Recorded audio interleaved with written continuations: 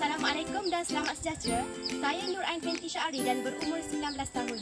Saya dilahirkan di Kuala Lipis, Pahang dan masih menetap di sana.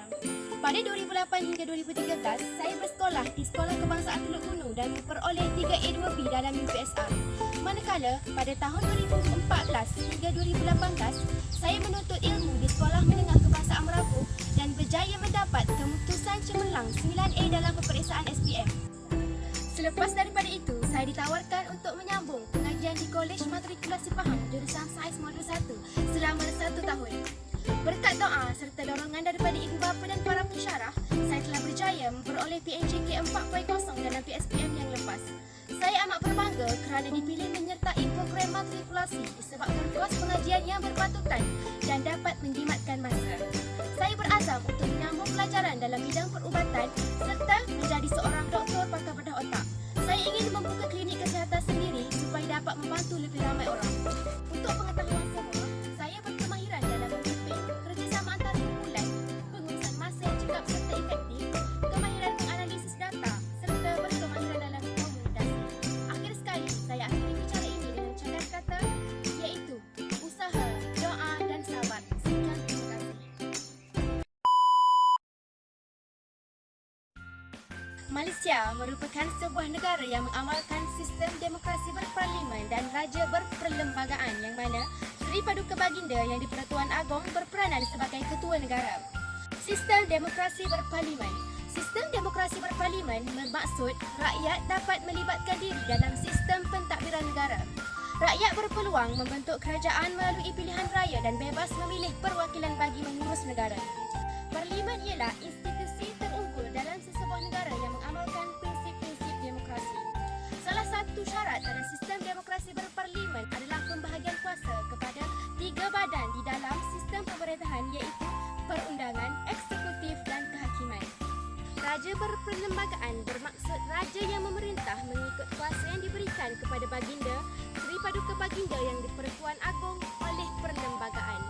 Baginda harus bertindak atas nasihat kabinet atau nasihat seorang menteri yang bertindak di bawah kuasa am kabinet, biasanya Perdana Menteri.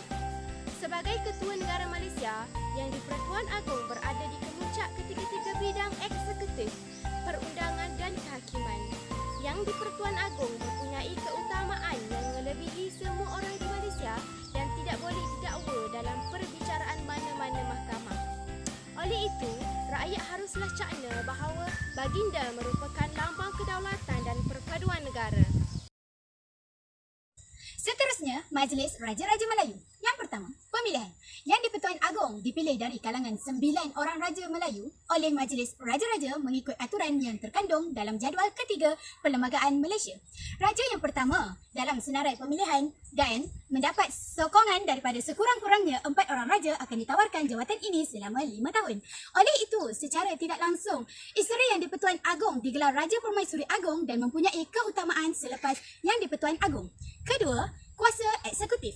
Kuasa eksekutif adalah terletak pada Yang di-Pertuan Agong. Walau bagaimanapun, baginda harus bertindak atas nasihat kabinet atau Perdana Menteri.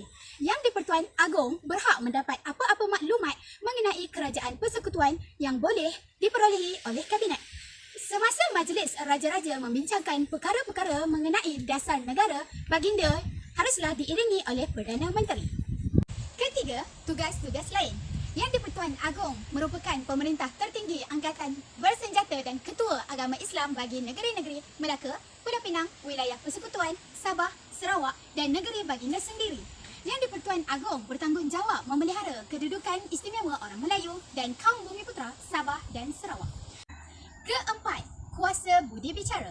Mengikut Perlembagaan Persekutuan, Yang di-Pertuan Agong boleh bertindak mengikut budi bicaranya sendiri dalam 3 perkara, iaitu pelantikan Perdana Menteri, memperkenan atau menolak permintaan pembubaran parlimen dan meminta supaya diadakan suatu mesyuarat Majlis Raja-Raja mengenai keistimewaan, kedudukan, kemuliaan dan kebesaran Raja-Raja. Yang kelima, hubungan dengan parlimen. Yang di-Pertuan Agong merupakan satu daripada 3 komponen parlimen di samping Dewan Rakyat dan Dewan Negara. Baginda boleh memanggil, menangguh dan membubarkan parlimen. Yang di-Pertuan Agong boleh juga memberi ucapan dalam mana-mana majlis parlimen. Rang undang-undang yang diluluskan oleh Dewan Rakyat dan Dewan Negara perlu mendapat persetujuan kecuali sebagaimana diperuntukkan dalam Perkara 66 yang di-Pertuan Agong sebelum dijadikan undang-undang. Yang keenam, hubungan dengan kehakiman. Ketua Hakim Negara Mahkamah Agong, Hakim-Hakim Besar Mahkamah Tinggi dan Hakim-Hakim lain Mahkamah Persekutuan dan Mahkamah Tinggi dilantik oleh Yang di-Pertuan Agong yang bertindak mengikut nasihat Perdana Menteri selepas berunding dengan Majlis Raja-Raja. Yang di-Pertuan Agong mempunyai kuasa mengampun segala kesalahan yang dibicarakan dalam Mahkamah Tentera, segala kesalahan yang dilakukan dalam wilayah Persekutuan Kuala Lumpur dan Labuan dan segala hukuman yang dijatuhkan dalam Mahkamah Syariah di Melaka, Pulau Pinang, Sabah, Sarawak dan wilayah Persekutuan. Yang terakhir adalah larangan. Terdapat beberapa perkara yang tidak boleh dibuat oleh Yang di-Pertuan Agong. Di antara perkara-perkara tersebut adalah: yang pertama, tidak boleh dengan giatnya melibatkan diri dalam perniagaan. Yang kedua, tidak boleh memegang jawatan bergaji. Yang ketiga, tidak boleh meninggalkan Malaysia selama tempoh yang melebihi 15 hari kecuali dengan persetujuan Majlis Raja-Raja atau kerana membuat lawatan rasmi ke sebuah negara lain. Yang keempat, tidak boleh menerima apa-apa jua jenis emolumen dari negeri yang baginda menjadi raja. Yang kelima, tidak boleh menjalankan tugas-tugas sebagai raja negerinya kecuali tugas-tugas sebagai ketua agama Islam, pindaan perlembagaan dan pelantikan pemangku raja atau ahli jemaah pemangku raja. Badan Eksekutif. Badan Eksekutif merupakan badan pemerintah bagi Kerajaan Malaysia. Ia juga dikenali sebagai Kabinet atau Jemaah Menteri. Badan ini dibantu oleh Jentera Pentadbiran Awam, Perkhidmatan Awam yang bertanggungjawab melaksana dan menguatkuasakan undang-undang, dasar-dasar awam dan mentadbir negara. Kuasa Jemaah Menteri dijelaskan di bawah Perkara 39, Perlembagaan Persekutuan berdasarkan peruntukan tersebut. Kuasa memerintah eksekutif bagi persekutuan terletak pada Seri Paduka Baginda Yang di-Pertuan Agong dan kuasa tersebut boleh dijalankan oleh Jemaah Menteri atau menteri-menteri yang diberi kuasa oleh Jemaah Kabinet. Badan Kehakiman. Badan Kehakiman atau Judiciary berperanan menyelesaikan sesuatu bentuk perselisihan atau pertikaian di kalangan rakyat dan di antara rakyat dengan pihak berkuasa.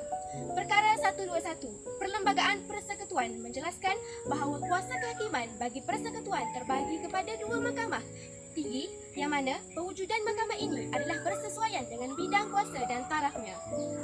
Mahkamah Tinggi bagi Semenanjung. Kuasa kehakiman bagi negeri-negeri di Semenanjung terletak di bawah bidang kuasa Mahkamah Tinggi Malaya. Mahkamah Tinggi bagi Sabah dan Sarawak. Kuasa kehakiman bagi negeri-negeri di Sabah dan Sarawak pula adalah terletak di bawah bidang kuasa Mahkamah Tinggi Borneo. Sebagaimana yang ditetapkan oleh Undang-Undang Persekutuan, Mahkamah Tinggi yang berkaitan dan mana-mana mahkamah yang lebih rendah mempunyai bidang kuasa tertentu sebagaimana diperuntukkan di bawah Undang-Undang Persekutuan. Selain Mahkamah Tinggi, terdapat juga Mahkamah Rayuan yang berperanan memutuskan rayuan terhadap keputusan-keputusan yang dibuat oleh Mahkamah Tinggi atau seseorang hakimnya. Manakala Mahkamah Persekutuan pula mempunyai bidang kuasa untuk memutuskan rayuan terhadap keputusan-keputusan yang dibuat di peringkat Mahkamah Rayuan, Mahkamah Tinggi atau seseorang hakim mahkamah tersebut. Badan Perundangan. Parlimen Malaysia adalah badan perundangan dalam sistem kerajaan Malaysia. Dari segi struktur pentadbirannya, Parlimen Malaysia mengandungi 3 institusi utama iaitu Seri Paduka Baginda Yang di-Pertuan Agong, Dewan Negara dan Dewan Rakyat. Parlimen Malaysia berfungsi sebagai platform bagi kerajaan persekutuan menggubal undang-undang. Dari segi prosedur, undang-undang yang dibentang dan diluluskan oleh Dewan Rakyat dan Dewan Negara akan diangkat untuk mendapat perkenan Seri Paduka Baginda Yang di-Pertuan Agong sebelum diwartakan dan dikuatkuasakan di seluruh negara. Selain penggubalan undang-undang, Parlimen Malaysia berfungsi meluluskan pindaan kepada Undang-Undang Persekutuan, memeriksa dasar-dasar serta meluluskan perbelanjaan kerajaan, persekutuan dan hasil-hasil cukai yang baru. Parlimen Malaysia juga menjadi forum untuk ahli parlimen membahaskan isu-isu berkepentingan nasional serta menyampaikan pandangan dan kritikan berhubung perkara-perkara yang berlaku dalam dan luar negara. Dewan Rakyat. Dewan Rakyat mempunyai 222 ahli iaitu 165 di Semenanjung, 31 di Sarawak dan 26 di Sabah termasuk Labuan. Setiap ahli mewakili satu kawasan pilihan raya parlimen yang dipilih oleh rakyat melalui pilihan raya. Mereka memegang jawatan ini selama 5 tahun sekiranya parlimen tidak dibubarkan sebelum tamat tempoh waktunya. Tugas utama Dewan Rakyat ialah untuk membuat undang-undang dengan cara membincangkan dan meluluskan rang undang-undang. Rang undang-undang yang diluluskan kemudian dikemukakan bagi kelulusan Dewan Negara dan seterusnya untuk diperkenan oleh Yang di-Pertuan Agong. Dewan Rakyat juga menyediakan suatu forum di mana dasar-dasar kerajaan boleh dipersoal dan diperdebatkan oleh ahli-ahli. Dewan Negara. Dewan Negara mempunyai 70 orang ahli iaitu 26 ahli yang dipilih oleh Dewan Undang Negeri sebagai mewakili 13 negeri. Setiap negeri diwakili oleh 2 orang ahli. 44 ahli yang dilantik oleh Seri Paduka Baginda Yang di-Pertuan Agong atas nasihat Perdana Menteri termasuk 2 orang ahli wilayah Persekutuan Kuala Lumpur, 1 dari wilayah Persekutuan Labuan dan 1 dari wilayah Persekutuan Putrajaya. Ahli-ahli Dewan Negara dilantik atau dipilih dari kalangan mereka yang menyumbang khidmat yang cemerlang atau telah mencapai kecemerlangan dalam profesi masing-masing dalam perdagangan, industri, pertanian, aktiviti kebudayaan atau perkhidmatan sosial atau merupakan wakil kumpulan minoriti ataupun berkebolehan menjaga kepentingan orang-orang asli. Untuk layak menjadi ahli Dewan Negara, seseorang calon hendaklah warga negara Malaysia, umur tidak kurang dari 30 tahun, waras fikiran, bukan seorang yang muflis dan tidak mempunyai rekod jenayah.